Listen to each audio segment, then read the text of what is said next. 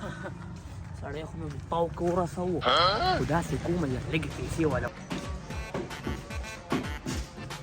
السلام علیکم. صحیح ده بس ته ډاکومنټ راوړه پاسپورټ خو لږ ریډي کوم. وعلیکم سلام بابا ستاسو پاسپورټ یا بچې دا زما د پاسپورټونو عمر دی ته خو دوی لرالمه په سترګو باندې ړوند یم او ساره داسې مې څه خوړلي نه دي انا ما څه خیر ده کار چې راکړم زه به پرې ځان له څه واخلمه. نو بابا مور مې کیر راوړی دی نو بس یو کنډولې کیر بدله درکړم. نو بچې زه خو ړوند یم دا کیر څنګه یي مشره دا کیر خو سپین نو یو کنډولي کې به درته واچوم نو موړ به شي. نو بچې دا سپین څنګه یي ما خو سپین نه دی لیدلی. مشره دا د مرغابتې په شان دي.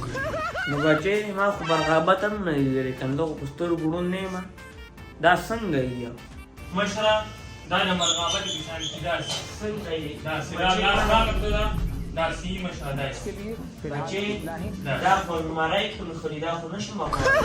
نو مشره زه مشره څه وکړم ستا لپاره بس ما دا خو لږې پیسې راکړه نو زه به واشم دا ځای به ځان څه وخورم. دا مشره دا خبره دې څه وکړم خو مشره ما سره خو ماتې نشته. دقیق دا راکړه بقایا به لاړم. وایه مشره دا وایه مشره که نه کار کې یې هغه وکړه نورې بقایا ما له راړه او ما سره صحیح زه ته په انتظار. سړی خو مې پاو کې ورسوو خو داسې کومه لږې پیسې والا وړم چې لږ بار را باندې راشي نو بله به کار کېږي اوه 200 روپۍ ته را ورکوم.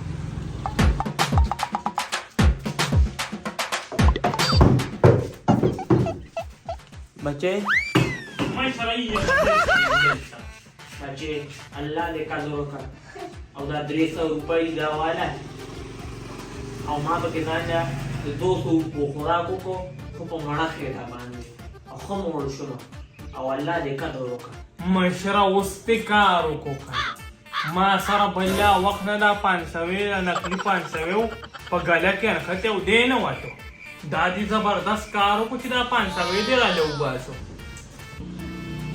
ها دا څه وایې